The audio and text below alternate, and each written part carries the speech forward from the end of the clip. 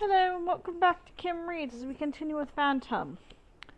Within a month of the Communard's surrender, omnibuses and Fiat cars were plying the streets again, and prostitutes were soliciting once more on the Boulevard des Italiens. It was as though the horrors had never been, and yet Paris was altered forever, hardened and embittered beyond measure by the taste of defeat. The death throes of a proud city would never be forgiven, and hatred of the Germans was buried deep. Work continued on the opera amid all the inevitable delays and hostilities that were the aftermath of war and revolution, with Garnier desperately fighting to complete a building which was now viewed with the utmost suspicion by new government as an imperialist monument.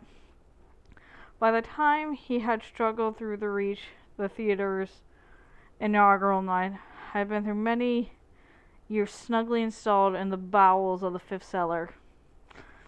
The house in Boscherville had been sold, and at the dead of night, Jules and I ferried my mother's furniture across the subterranean lake. He asked no questions of me, merely obeyed my instructions implicitly, but I saw the fear on his face when he found himself inside my unique apartment. I saw the sick, terrified, certainly dawning in his eyes that were never permitted to leave this place alive. When the last stick of furniture was in place, he stood in my bedchamber, staring at me hopelessly at the magnificent open coffin on its raised dais, the black mourning candles, and the funeral tapestries. "You're going to kill me now, aren't you, monsieur?" he said dully. "You're going to kill me because I know too much." I turned to look back at his craven figure with sudden pity. He had been a man when I first met him, young and eager, ready to go out and leave his mark upon the world. 20 years of being worked like a marionette by the strings of my vocal cords had sapped all his initiative away and reduced him to the mindless cipher I saw then. I had deprived him of independence and initiative to the point where he was quite incapable of surviving alone in a hard world. In many ways, it would have been a kindness to finish him that night, but I knew I could not do it. "Come here," I said. He came slowly, with dragging step, head bent, resigned, and unresisting. My throat tightened at the sight of his painful apathy.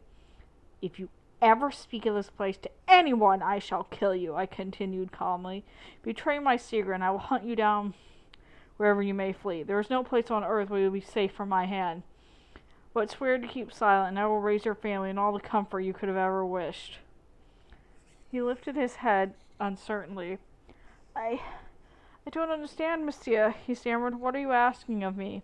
If I am to live here in perfect peace, I shall require an agent in the outside world. You know my habits and requirements by now. An hour before dawn on the first Sunday of every month, you will take a cab to the Rue Square and wait for me there. Whatever I need in my solitude, you shall bring to me. In return for that service, I shall pay you a salary of 10,000 francs a month." His mouth dropped, opening its straggling mustache. 10,000! he gasped. 10,000? I shrugged. "It is admittedly an exorbitant amount to pay in return for a little shopping. But you have 9 children to educate, and if one of them doesn't take the Grand Prix de Rome, I shall want to know the reason why. Of course, that does not mean you are discouraged of any scientific interest they may display. Medicine, for instance, is a very worthy calling. And surely," I continued softly, looking past to the beautiful park organ which now filled one entire wall, "surely one of them will prove musical." He was stunned, entirely incapable of making any coherent reply. The ludicrous sum finally convinced him, as no empty threat could have done, that he was dealing with a dangerous madman whose whims could not be safely ignored. The fact that I had no idea how I was going to honor this pledge indefinitely was quite immaterial. I found a way. Before we parted on the bank of the lake, he hesitated for a moment, looking at me with an odd expression that I could not quite place. "What will you think of this terrible solitude?" he demanded suddenly. "How will you feel the bleak and empty days? I gazed into darkness, into the great vaulted chamber, unaccountably disturbed by the question. I shall fill my days with music and scientific research, I muttered. But you will be alone, Mr. He persisted. Quite alone down here. I've always been alone, I said, and leaving him standing on the bank with his lantern, I stepped once more into the little boat and rowed back across the lake. On the 2nd of January, 1875, I examined the 8 counterweights of the auditorium chandelier for safety when Garnier appeared at my side. He looked both furious and deeply upset, as though he handed me a letter. "Look at this," he muttered. "Tell me if it's not the final straw." The letter was from the découlement of the Ministry of Fine Arts, informing Garnier that 6 seats had been reserved for his party on the inaugural evening of the Démolage, against the sum of 120 francs. "What bloody impertinence!" I exclaimed. "I knew I could rely on you to think so." He was obviously a little mollified at by my open anger. "It's an unforgivable insult, is it not? They will want to make me look like a fool, stuck away out of sight in such inferior seating. They mean to humiliate me in public. Well, they can go to the devil and take their miserable offer with them. I wouldn't dream of attending now. I shall stay at home and read a book instead." "Oh, Charles, don't be a fool," I sighed. "Don't you see that's exactly what they want you to do?" There's a little silence between us. It wasn't until the words were out that I realized I had used his Christian name. He looked taken aback, even a little bemused, but his expression was not one of displeasure. Oddly enough, rather the contrary. "You have to agree this is a calculated political attack," he said uncertainly. "Of course it is, but you must brazen it out. Shame them all by attending, and you'll be vindicated by your own achievement, I promise you. This is your moment, the culmination of 15 years' enslavement to a dream. No one can take it from you now except yourself. Even if they choose to see you in the cellars, you are still the foremost architect in France. You have to attend. If you don't, you'll spend the rest of your life regretting it. And regret is a very poisonous emotion. It warps and distorts every aspect of a man's life, until there's nothing but bitterness and despair. Don't let them make you bitter." He looked at the counterweights of the chandelier. "Sometimes your compassion shames me," he said quietly. "Of course I shall attend. Will you be there, Erik?" "Of course I will. You won't see me, but I shall be there, watching as your great triumph is unveiled." "Our triumph," he corrected firmly. "Our triumph, Erik." And to my great astonishment, he insisted on shaking hands with me.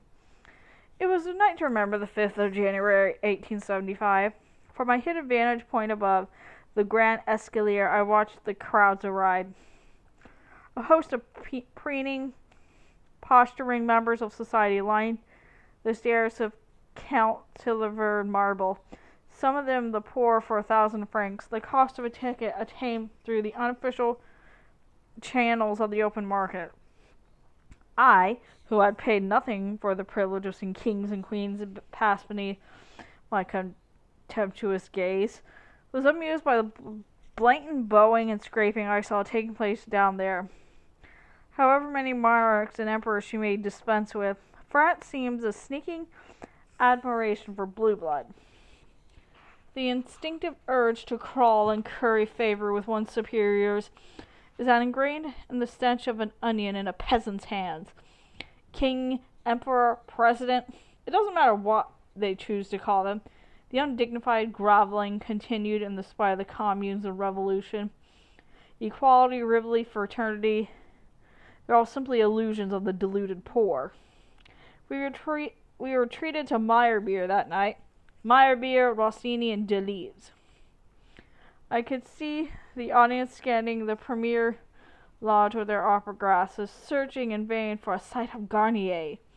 At the end of the performance, he was spotted as he descended in the Grand Escalier, and there was a great burst of promptu cheering and clapping.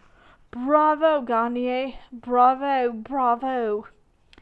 He glanced up toward the ceiling as though he were searching for something. Then, overcome by treacherous ovation, he bent his head and hurried out to his carriage, clutching his wife's arm. I was far to see clearly, but I know he was in tears. Recognition is sweet, and no one deserved it more than he, a great architect, a noble man. I was very glad the public had chosen to vindicate him in this spontaneous and exuberant manner. I felt neither jealousy nor resentment. This acclaim of men meant little to me now. I had outgrown my childish need for applause. At last the evening ended, and they all went to their homes. Those stuffed tailors' dummies and their mincing, overdressed wives. I was left alone in the silent splendor of the great double horseshoe staircase, lit by the huge candelabra on either side. King, Emperor, God. I was now free to walk through my domain unhindered by the vulgar crowds. I walked all night, visiting every area of my kingdom, using my skeleton key to open and shut 2,500 doors. But when I crossed the huge main foyer with its crystal chandeliers, I instinctively averted my eyes from the mirrors. These cruel instruments of suffering abound everywhere in the glorious upper reaches of my palace, and a single careless sideways glance was all it took to give me a sore thrust of pain. But all my beauty must have been imperfection, all its happiness its shares of sorrow. The mirrors remind me why I was here, why I could never bear to leave the place and build again, as Garnier would. The urge to create had burned out of me during those 15 years of ceaseless labor. In its place, there was only the need to possess, to have and to hold, from this day forward, till death do us part. I knew that I had relinquished the outer world for good. There remained one little problem to vex my splendid isolation. 10,000 francs a month. I had promised Jules an insane amount of arrogance. I didn't need to keep that ridiculous extravagance, of course. I had the power to hold that unfortunate little man in fear for the rest of his natural life. But I hated broken promises and dishonored pledges. I hated going back on my word. Disappointment is such an exhausting emotion. All that energy dissipated first in painful hoping, and then in futile, hopeless resentment. It's like waiting for a birthday present that never materializes. Horrible. So 10,000 francs a month must now be found with some alacrity, or within 12 months I would be a pauper once more. And that would really rather annoy me. One grows accustomed to a comfortable income, you see. Money powders the edges of so many unpleasant situations in life. It takes one wonderful and wonderfully independent. And quite apart from Jules, I had some expensive habits to finance. I like to be tastefully dressed by exclusive tailors. I like my cloaks and dress suits and shirts to be made exactly to my requirements from the best shirts to be made exactly to my requirements from the very best materials. I wanted all the beautiful books in the world to line the walls of my library. I wanted the most scientific materials available for my researches. I needed morphine and occasionally a little food. I usually liked smoked salmon and caviar. Really, I could not possibly think of managing on less than 20,000 francs a month. Absurd! That sort of money was not to be had for the asking. Or was it? And suddenly I had the most wonderfully outrageous idea. The idea itself was not exactly new, only the application of it. Years ago, as I worked along upon my secret passions, it occurred to me to see what a mausoleum the size of this badly needed a ghost. Ghosts are a testimony to the past. They give a building character, a sense of mystery, and hidden allure. There really ought to be a ghost, I said to Garnier with mock sincerity, when we began to work for the opera once more. He just laughed heartedly, and the budget would run into one that the minister would have the apologetic at this suggestion. And how did one order them anyway? Put an advertisement in the Revue Theatrical, I suggested innocently. Oh yes, he inquired with delight, losing for once those harassed fears that had aged him 20 years since our first meeting. And how do I do it? Wanted, one ghost experience and good character required. Ability to sing tenor would be considered an advantage. That ought to do, I said seriously. I'm sure you'll be besieged with offers. Yes, he said, wiping tears from his eyes. I'm sure I will be. A ghost indeed. Erik, I should be out of my mind by now without your droll little comments to keep me sane. A ghost. Yes, that's very good. I must tell that one to Louise. And went off laughing. That was all I attended at the time. To make